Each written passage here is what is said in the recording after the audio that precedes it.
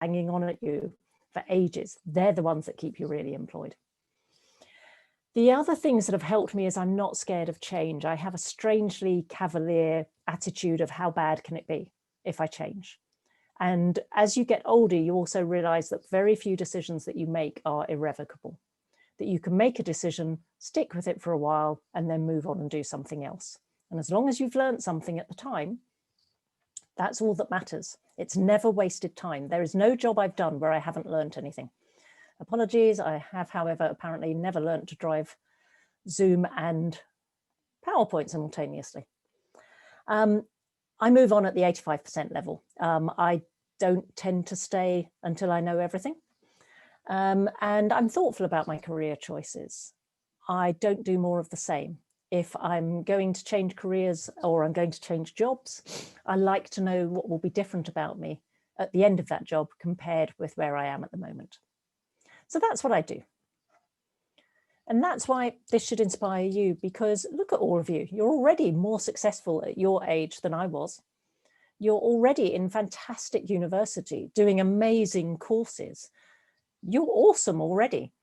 I've managed to have a fabulous time in my career without anyone ever helping me with my career.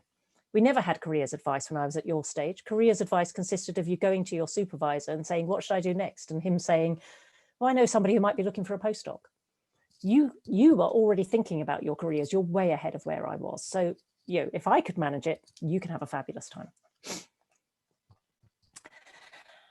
And one of the things that I think happens is that people nag you to think about the future, and you should think about the future, but only a bit, because the reality is, and God knows 2020 has taught us this, absolutely none of us know what's coming in the future. You cannot say, I'm going to get the following technical skills now, because in 17 years' time, those will be amazingly useful. We've no idea. We have no clue. But we do know that people in the future will need certain characteristics. You'll need to be flexible. You'll need to be able to do lots of different things. You'll need to be good with people. You'll need to be able to be adaptive. We know all of those things are true. So if you can start factoring that into your career plans now, you'll do magnificently. People say, well, you should be looking at the jobs market, and you should be looking at global trends, and you should be looking at where the opportunities are. I would say before you do any of that, look at yourself. We are very poorly trained to do this as scientists, but you need to know what you want to do.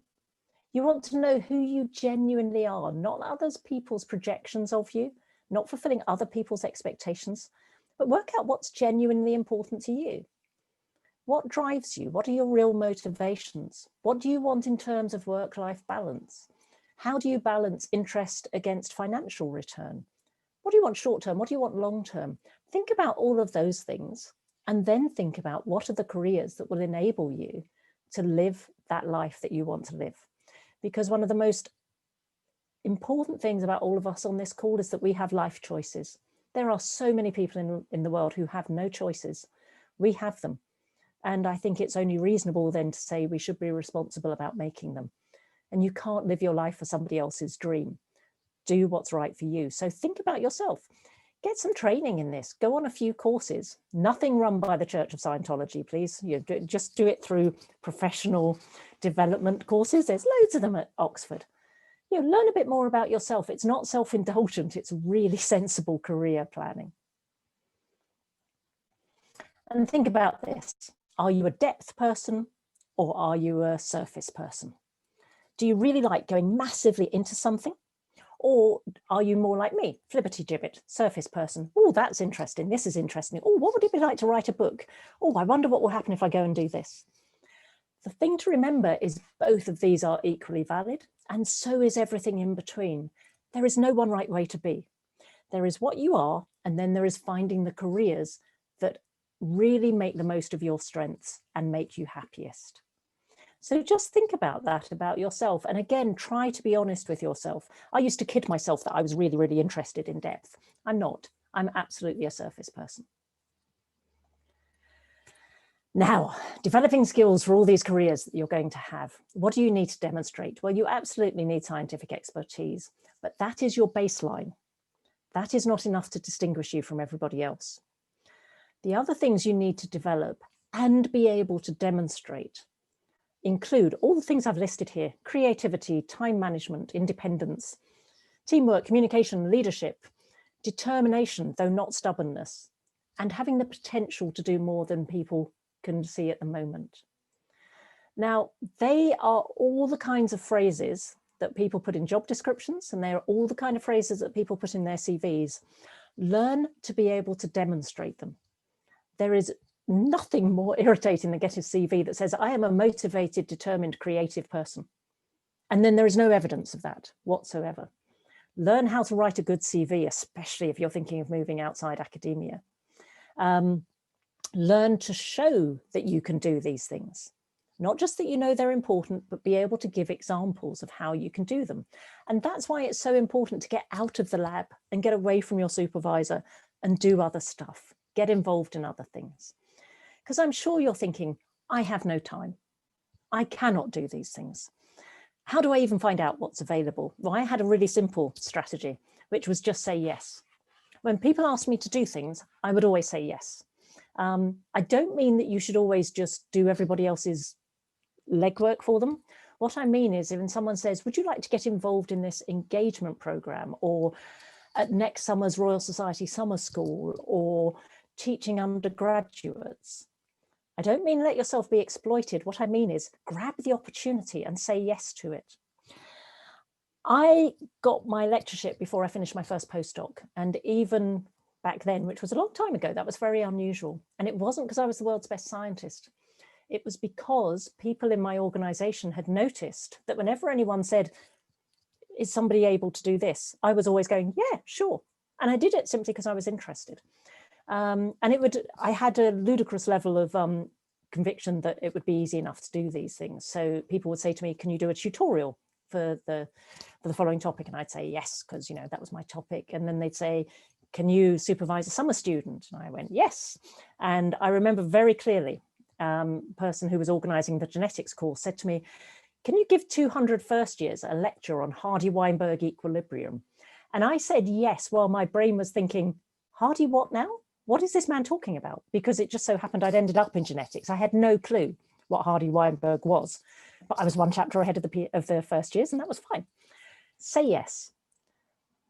Best case scenario, you find there's something that you can do that you really love and you're really good at. I'm really good at teaching. I know that I'm good at undergraduate teaching. And one of my subliminal messages here, particularly to the women, is don't be shy. If you're good at something, it's not arrogant to acknowledge that you're good at it. Accept that you're good at it. Be willing to say so. I discovered I was really good at lecturing.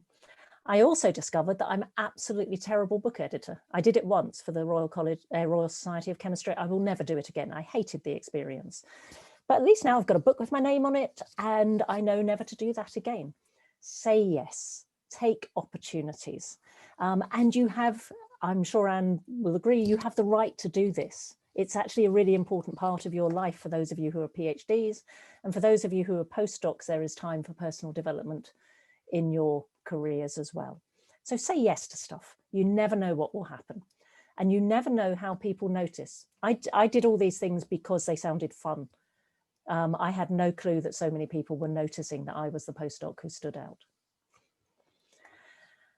My first break, in fact, was my postdoc. As I mentioned, got my lectureship before I finished my first postdoc. And clearly I'm not amazing. We've already established that. There was something else going on, and it was exactly as I mentioned. See, in some ways, my first postdoc was disastrous. I joined the lab after they just finished publishing some really high impact papers. Almost everyone left. The lab head was always off doing other things. He was actually playing golf. And I was taking on most of his responsibilities, which meant I was supervising PhD students all the time, etc. My publications really suffered, but in the long run, that didn't matter, because I suddenly had so much opportunity to thrive, because immediately I was kind of the grown-up in the room. And as soon as people's expectations of you rise, you step up to those expectations. So I immediately took on more responsibility, and I learned loads of new skills. I never regret my postdoc, even though it was disastrous from the academic point of view. So even a situation that feels less than ideal, actually try and step back and think in the bigger picture, how is this really operating for me? Maybe it's a good thing. Now, I then moved to industry, and Anne said that one thing she'd like was for me to talk a little bit about the difference between industry and academia, and to talk a bit about the difference between different types of industry. So all of my experience is in life sciences, it's in biotech and pharma, but from conversations I've had with friends and colleagues, pretty much there are certain things that remain fairly standard. So that includes industry is more target focused and more team focused. So in industry, you have a project and you're trying to reach a particular endpoint, and you have a team of you trying to do that. Personally, I really liked that. I am not the great creative scientist who does the huge blue skies thinking. I am the sort of scientist that someone says, how do we get the following gene expressed so that we can screen against the protein? And I go, oh, I could probably do that. I'm that kind of scientist. I really liked that we were all target driven, and I really liked that we were in a team. I liked that ethos of we all succeed or we all fail. So we all try and work together. There's much more active management in industry, regular appraisals, regular feedback on your performance, and it's more formal. Now, this is one of those things where you have to think, do I like the sound of that? Or would I prefer the more amorphous structure in academia? And again, I'm not saying that one is better than the other. I was better suited in industry, but I know plenty of people who thrive in academia. It's about working out which one you like. One of the really big differences, of course, in industry is that you can be doing beautiful scientific work, everything can be going very, very well, and then the company can decide they're no longer interested in that program, usually for commercial reasons, and they will stop it. It doesn't matter how good the science is, and that can be very challenging because you put your heart into doing the best work, and then it gets stopped. And that's something you do need to be aware of if you move into industry, is that there are other factors at play in terms of which research continues. There's also, of course, the choice between large and small companies. Large companies, decision-making can be very slow because it's got to go through lots of layers of management, but there are high levels of resources. When they do things, they do them really well. You probably get offered lots of formal training opportunity to go on training courses, for example. And there's often a diversity of opportunity as well. So when I worked at Pfizer, I would work with people from the business development department, and they had not joined Pfizer as business developers. They had joined Pfizer as medicinal chemists and then moved into other roles. So there's a lot of opportunity in big companies. And there's also quite long career ladders because there's almost always another stage above you that you can aspire to. Small companies are very different. They make decisions very rapidly, and training is often on the job, and training is often being thrown into a role. So the second biotech that I joined, I'm a molecular biologist, and then I learned how to do pharmacology in an industrial setting. I joined the second biotech and they said, oh yeah, our lead program is about to go into clinical trials and you'll be taking over running all the safety pharmacology and the toxicology, which we do at contract research organizations, but you're going to take that over. And I said, why? I'm a molecular biologist. And they said, well, it's what the previous person with your job title did. So suddenly I was in charge of all these contracts and of making sure that the right experiments were run, etc. Could have been quite daunting. It was actually just another thing that I learned about. So that was fab. There's diversity of opportunity in small companies because of that. It suddenly becomes, oh my God, we need someone to do the new job. Can you do this? But generally in a small company, if you want to keep moving up, you need to leave because there aren't enough jobs in that company. The reason I have these two pictures of marine vessels is people who work in biotech or the small company equivalent, startups, spin-outs in any sector, they'll always say to you things like, we are like a little yacht on the ocean. We're incredibly nimble and we can change direction really quickly, and that's a huge advantage. Whereas those big companies like Pfizer, like Rolls-Royce, like Jaguar Land Rover, those are like ocean tankers, and it takes them an incredibly long time just to make a tiny change in direction. That is absolutely true, but one thing to remember is that in small companies, they make decisions really quickly and then often have no money whatsoever to implement them. So you're balancing up speed against level of resource. And again, this is something you need to take into account. Because this is absolutely the role model in biotech companies. I was once, does anyone know who this is, by the way? You can, somebody unmute and tell me who that is. It's Sid the Sloth. Yes, fantastic, Leanne. It's Sid the Sloth from Ice Age. And when Ice Age came out, I was talking to a 3-year-old of my acquaintance, and she'd just been to see it. And I asked her who her favorite character was, and she said she liked Sid the Sloth. And I said, why? What's so special about Sid? And she said, he's really funny. He keeps doing this. We're going to live. We're going to die. And I looked at her and I thought, oh my God, that is my life in a biotech company. Because in a biotech company or any startup or spin out, you're always thinking, right, this time next year we could be millionaires. And then the next minute you're thinking, oh my God, is there going to be money at the end of the month? And whether or not you can cope with that environment is something you need to think about. For me, it was fine because I always figured I could always get another job. And it was also fine because family circumstances meant I could actually cope with a degree of instability and a degree of a period of unemployment if I had to. Might not be true for all of you as your careers develop. So think about these things, factor them into your decision making. There's no reason really to put yourself in a position where you will be miserable. I, on the other hand, was much less comfortable in a big company because that level of non-control over decision making drove me insane. So it's all again about thinking which one is right for you, not which one is right. Basic skills you need, I would say in industry, but particularly in small companies or startups or spin outs are these. You need to understand the products and the market as well as the tech. That's absolutely vital. Once you're in a company, it's about what you can sell and how you can make money based on the science. It's not the science as an endpoint in itself. You have to be able to make decisions even with incomplete data. And of course, that's really, really scary if you've been brought up in a rigorous academic environment. But you have to be able to do this because you never have enough data to make decisions with complete confidence when you're in a small company. You need to be adaptive and flexible. You'll end up doing lots of different things. The company will go in all sorts of directions. Again, you need to be able to change how you interact and do that sort of thing. I would say you also need to make sure you don't get seduced by your own hype. Small companies are always bragging about how brilliant they're going to be and how much they're going to change the world and how they have something nobody else has.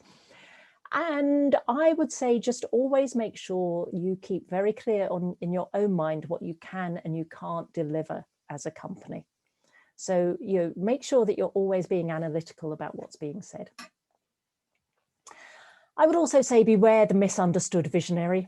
One of those people who is constantly saying, I have set up this many companies. And when you look at the figures, you think, all those companies failed. And the visionary will say, they failed because of the idiots on the board. They failed because nobody would let me enact my vision. Be a little bit careful of that kind of person. Everyone will then at that point say to me, Steve Jobs, he was a visionary. And yes, he was, but he was a visionary surrounded by a very good team.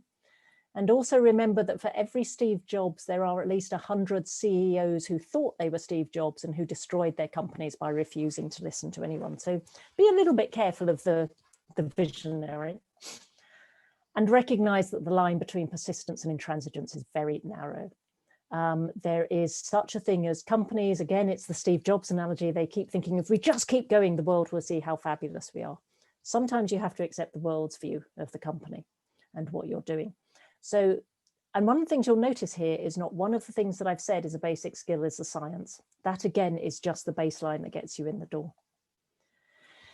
The other thing to remember is we all make mistakes and we all fail. So learn and move on. And the great thing about being in a startup or a spin out is you can make your mistakes very quickly, fairly cheaply, and you can learn very, very fast. If a spin out or a startup never makes mistakes, then it probably wasn't being very innovative. So what was the point of it in the first place? So just deal with that. One of the things I want to change at Oxford is I want people to become more comfortable with the concept of failure, because failure happens. It's just part of life. Don't be scared of it. If you do join a small company, these are the big questions you should ask. And the very first one is, how will we make money? I once joined a company where I asked, how are we going to make money? And the answer they gave me sounded so clever, I thought they must know what they were talking about. They didn't, but I had a fabulous time anyway, because it was just such an innovative company and it meant I could get involved. But just always be asking things like, how will we make money? What's the evidence? And then find out why the evidence was wrong or took you in the wrong direction. It is a real roller coaster being in these sorts of small companies, but it's a fantastic learning experience. But again, think about whether it's the kind of environment you want. And remember, it doesn't have to be a decision for your whole life. You might decide you want to start in big companies to get a basic grounding and then move to small companies. That's fine. So my superpower, right? My superpower, I have one, just the one. And to understand it, you need to understand this is the situation I'm in for myself now. I work for myself, which is great. And I never look for work. Work literally looks for me.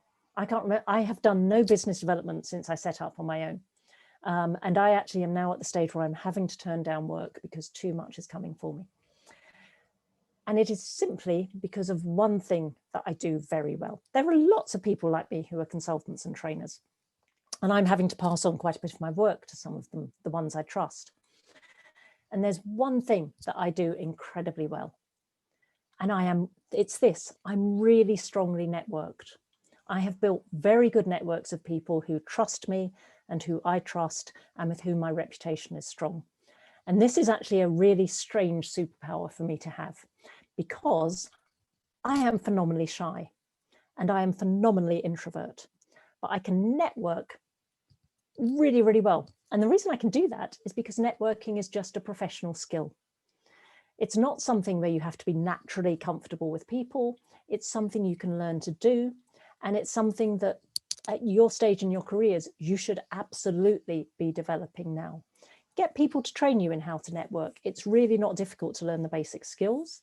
The advantage you'll have is at your career stage, most of the people you'll be networking with are other scientists, and they're so bad at it, you're going to look fantastic.